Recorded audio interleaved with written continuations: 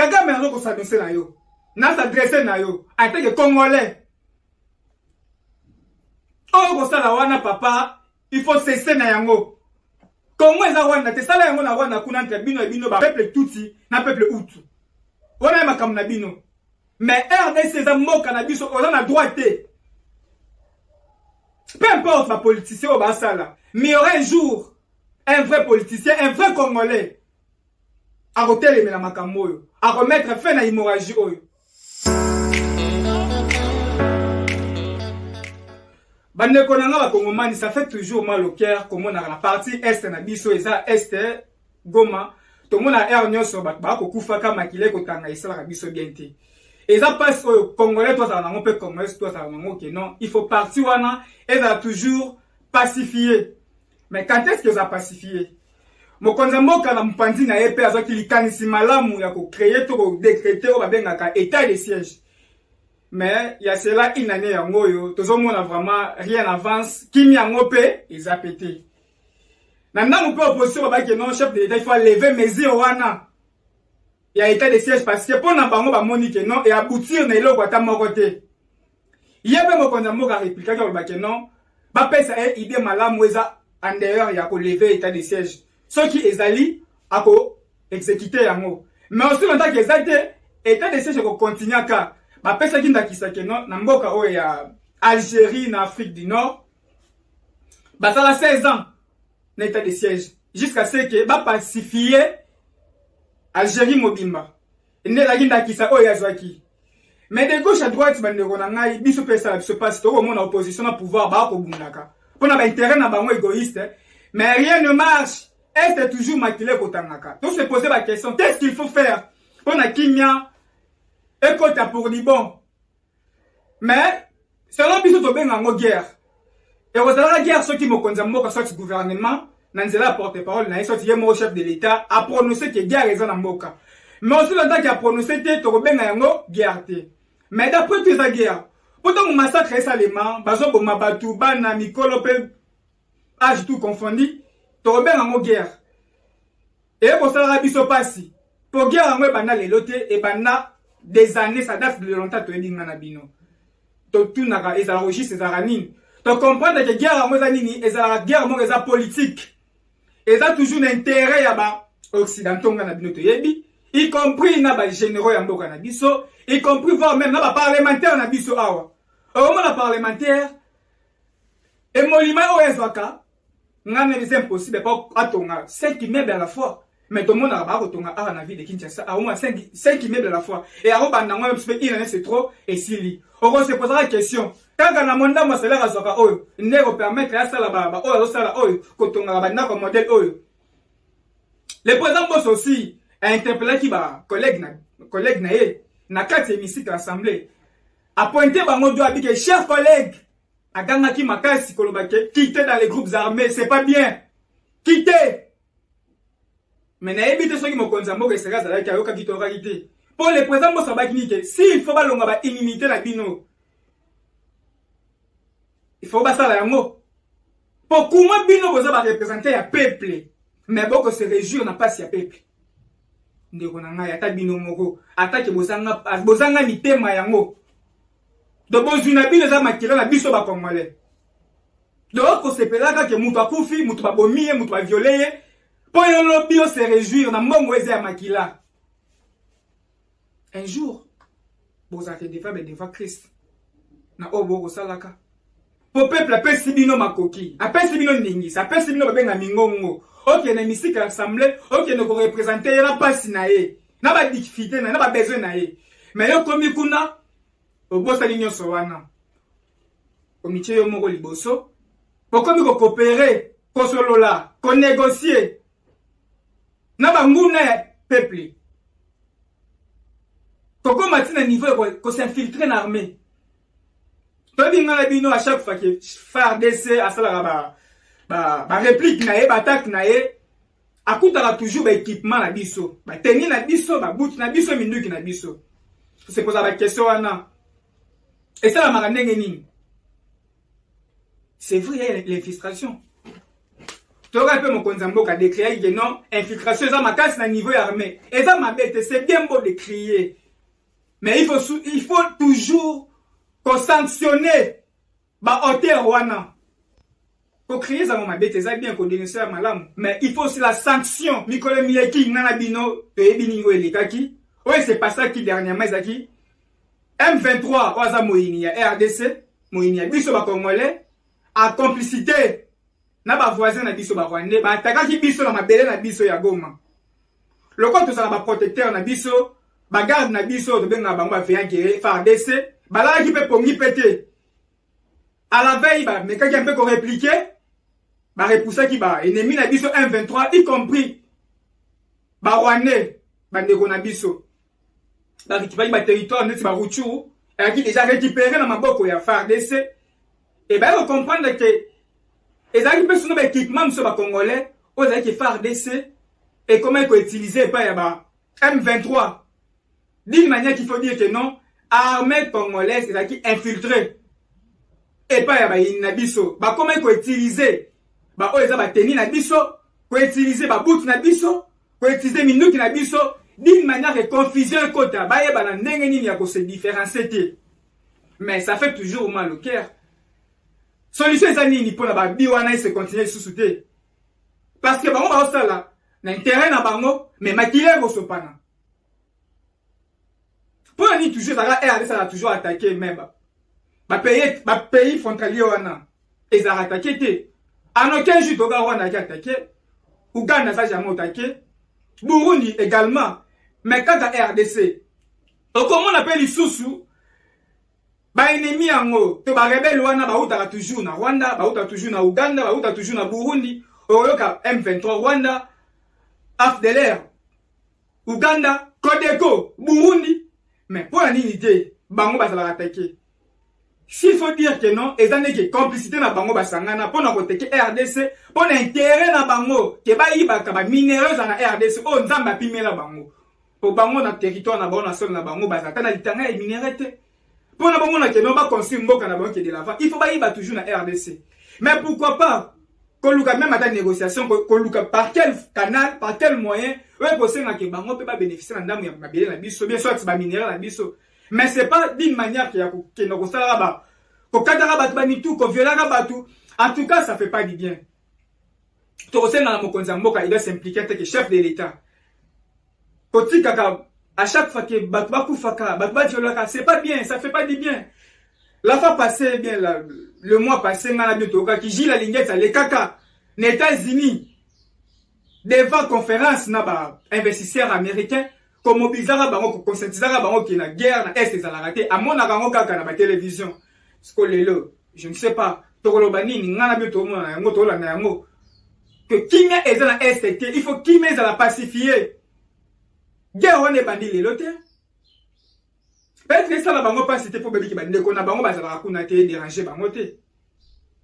Mais biso tout ça bandit ko kuna ça la biso passe. Paul Kagame te dit que ça va relation bilatérale ma casse avec chef de l'État. Mais comment ko jouer les jeux par derrière? Oh mon ça bien affaire na on de konayo. Mais comment ça ma bana na bandit ko décapiter bango. À la face du monde, ils ont fait sa image mon malamté. Nous avons toujours que non, la RDC et les Rwanda, ils sont censés de vivre ensemble. Ils sont condamnés de vivre ensemble. Mais dans la condition, oh, ok. Ceux qui doivent vivre ensemble, ils vivre en harmonie, ils vivre en kimia. Mais est-ce que non, il y a un biso, mais par derrière, à poignarder biso. Par derrière, azo iba oza minéraux na biso. Par derrière, azo salamini, aza kotortirer peu koboma. Oza biso ba congolais. C'est comme ici, biso na RDC, na partie Est, tout ça, on a droit à vie, bah, on est a droit à vie. Au cas où le FARDC peut être à la mouki bien pour l'État congolais, et c'est décidé que non, tout bombarder pe Rwanda, n'enge pe Russia salon pour na Ukraine, et on a n'enge ni. Et on sonne bien, Kagame. Tu comprends que non, on a géré la politique à bino morokuna. Parce que entre biso ba congolais, n'a pas de qu'on a biso en face ba Rwandais, problème est athée. Mais il y a des politiques qui ont pour salir, pour bien sa vie à les Congolais. Tous les Congolais en général, tout ce qui se passe en minute, c'est pas comprendre que non. Ennemis à Congolais, ils ont un Rwandais ennemi à Congolais, et ça yonde Kagame. Pour l'enrichissement, na yonde préféré que RDC, bana ya Congo, bakufa tongo midi pourquoi. Kagame, un jour, vous allez redevable makambo sala. Na évité, CPIP, même s'il faut enquêter, bah, le dossier va être sensible. Parce que c'est un conflit entre le peuple congolais et le peuple rwandais. Au coup des actes, il y a un côté. Mais l'aîné des problèmes, c'est toi, Paul Kagame. Quand est-ce que yo moko ga mkato se décide que non, na sali pe mabe mingi, na bomi pe mingi, na idi pe mingi. Na tika bato ngani ba pa ngo kimia. Vous pensez que oyo sala wana que eroye ba ngata un jour. Aujourd'hui les choses eza dévoilées dans le monde entier. Même en tant qu'occidentaux parce que comprendre d'agir. Pour l'intérêt na bino moko, tu préfères tuer nos Congolais, ba ndeko na biso, ba maman na biso ba kenda des années. Ba koko na biso, ba ndeko na biso ya basi bazala violer jour et nuit. Basi wana Kagame eza lokolo ezo esengo pona yo. Mais les Congolais ailleurs, au peut basape na Rwanda wana. Il y aura un jour bah refaire face na yo. Parce que c'est sengoté, ça vraiment honoranté. Comme on a R, nous sommes toujours Est. R tout Est. Est que Est wana, Est Goma wana, Nord Kivu wana, Ituri wana. Et ça, nyongono combien? Ce qui va dans nyongono papa, ya roloba. Même attends dans ces pays qui nous portent sur plainte. Avec on a ma pesa biso et permettre biso to futa nyongo na yo. Mais nyongo ni nyongo loba makate. Yo bo makaka RDC, bo makaka ba Congolais, bo makaka bango kaka. C'est comme si Congo a moi un pays moi les orphelins. Oh les amis de gauche à droite, oh ba ko plaider pour na bango. Mais notre pays la RDC parti est Erosa cédé à notre jour, même matin la pongi, même matin un graine. To céder à noter. S'il faut tout sacrifier comme vie na biso, ne bo message ko sala biso pour que Congo soit indivisible, et la balkanisé to ko sala yango parce que nous avons qu'un seul pays que la République démocratique du Congo que nous devons défendre. Bravo FARDC. Oh baza ko la pongité. En tout cas le moyen na bino bampinga ya mboka oyo. Malgré ba infiltré bazali, ma ba vrai o ba bundaka pona Congo, o ba teka milimo na bango, pona ko battre na bango bandeko. En tout cas, félicitations à Bino. A féliciter Bino ko bana le numéro 1 à province Ituri Nord Kivu. En tout cas, tu encourager Bino. To ça simana Bino. Bon les maté parce que to yebi que vous prétendez à serment que non, boza wana pona ko se sacrifier pona kimia ya mboka. Kagame ko s'annoncer na yo. Na s'adresser na yo en tant que Congolais. Oh ko sala wana papa. Il faut cesser na yango. Congo eza Rwanda, te sala yango na Rwanda kuna entre bino et bino ba peuple Ituri, na peuple Tutsi, na peuple Hutu. Wana makambo na bino. Mais RDC eza mboka na biso, oza na droite. Peu importe ma politicien ou ba sala, mais il y aura un jour un vrai politicien, un vrai Congolais à retelemela la makambo oyo, à remettre fin à l'hémorragie oyo. Depuis guerre moi banda to yebité. Et là on ni de la raté. Tout le monde a la guerre, la mboka mususu, tout le monde, c'est la France, la Allemagne, va déclarer la guerre, les gens vont comme mis. Bah, la solution. Mais pour un ité, un biso, ah. Tout ça, là, on a binoté. Tout y est binoté. Bah, année 90, bah, série 9, il y en a Ouganda. Bon, pour nous, qui s'engagent, bon, on a plus de 5 millions de personnes. Il fallait bon devoir plus de 10 milliards de dollars américains. Jusqu'au jour de présent, jusqu'au jour d'aujourd'hui, bon foutez à moté. Bon foutez à moté. Il y a des millions de Congolais à Koufaka. Et les gars, il n'a perçu, bon, les gars, le roi filmé. Mais Kagame, auteur, il y a ma camion sur Anatoye Biango. Il y aura un jour, ça finira. Il y aura un jour, ça finira. Baba Koufaka, na baba Nyamate, baba Ntabate. Bazabatu, des hommes comme vous. Batu le roi, yo. Mais préférez pas Koufaka. Et aussi là un jour. Parce que tout ça est déterminé, tout ça est ferme, tout ça est déterminé, tout la détermination. Guerre aussi là. Malgré même, il ne sera jamais on a déclaré dans le gouvernement congolais, même le chef de l'État. Mais sincèrement, c'est une guerre. Parce que Batba Koufaka, Bozo bombarder, Bozo bomaka. Il y aura un jour ici là. il y aura un jour Kagame va humilier la mboka. Pour eux, ça des générations en génération, même une fois, même un jour, même génération future, va refout ça. Comment ça dit la binoté, au côté au bimi, au violet, au ibi, au kei. Non! C'est un État. C'est un État, comme tout autre État. Nous devons respecter, Mboka Moussou, c'est bon respecter RDC. Nous devons respecter la dignité de Mboka Nayo. Honneur de Mboka Nayo. C'est de même avec la RDC. Dieu sait le voir. Nous avons dit quoi au monde. Parce que biso tout aux arrêts, devant toi, nécessairement, tu n'as pas eu de mon compte Mboka Nanga Félix. Tout ça, on a besoin de discours, papa. On en a marre de ça. Tu as trop. Trop et trop. Et s'il y pète, d'ici là, 2023, année électorale, aurait toujours un discours, autre message toujours pour voter Bino.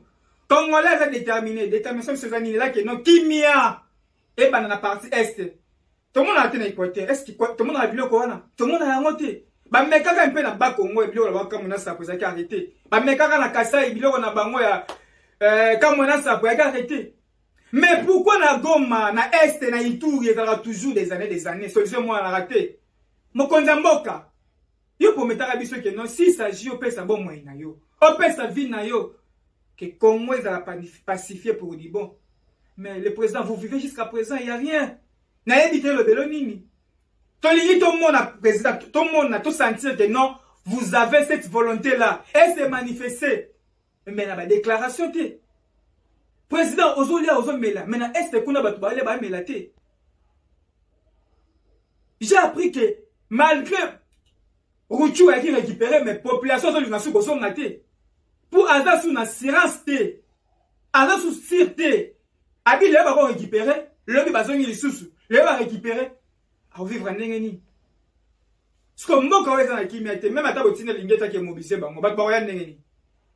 Chef de l'État, s'impliquer dans ma cam, Moïse ma cam non moko, est ça yo. Maman Denise a monté est. Ayam mon konzamboka, famille na yo, belle famille na yo, baba ta est. Ne ba beaucoup fera bon, mais ça m'a pas na yo. Likambu oyo eza likambu mo la dossier sensible chef de l'État. Et sensible. Pour bango bazan est pe ba ko pesa ko pe mingongo na bango pe oleka. Chef de l'État. Sur la repèse sur base yanine. Il y a pas promesse. Non. La meilleure chose. Oyo sengelo rassurer bango. Ezaka eloko be moko na ministre oyo. Eza kimia. Parce que kimia ezate, le reste va to rolebela yango te. Ba sentiment mon konzamboka, tchango mupanzi, s'il vous plaît. Ba sentiment tchango mupanzi, on en a marre de chercheurs de trucs. Tcha ba sentiment mupanzi. Na minute c'est non réfléchir kimia, ne no rocha kimia, ne no restaurer kimia. Ton lingo assumer peut ou assurer sécurité ya. Chef de l'État. To sengi na yo Félix Antoine Tshisekedi. Ozali non e moko zo ko représenter biso tout ba Congolais en général. Ton lingi soit disant Karega o wana, o aza ambassadeur ya Rwanda RDC. Azo na mboka na e. Sur base de quoi vandi a aussi on que biso ko tozo kufa. To longo l'ambassade wana na to longo to supplément to monyango na Mali. Na Mali basali refi na ambassadeur ya France. Balasi pe ke bango pe baza nation loko la France. De même avec biso. To li karega kende azonga na Rwanda, azonga na mabele ne kuna. Ba kende kuna sa makam na bango awa susude.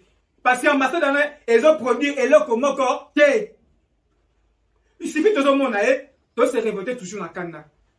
Il suffit de mon aïe, de se révolter toujours dans Kanda. Parce que moi, il y a biso, et là, autre monde, ambassade wana za mo inabiso.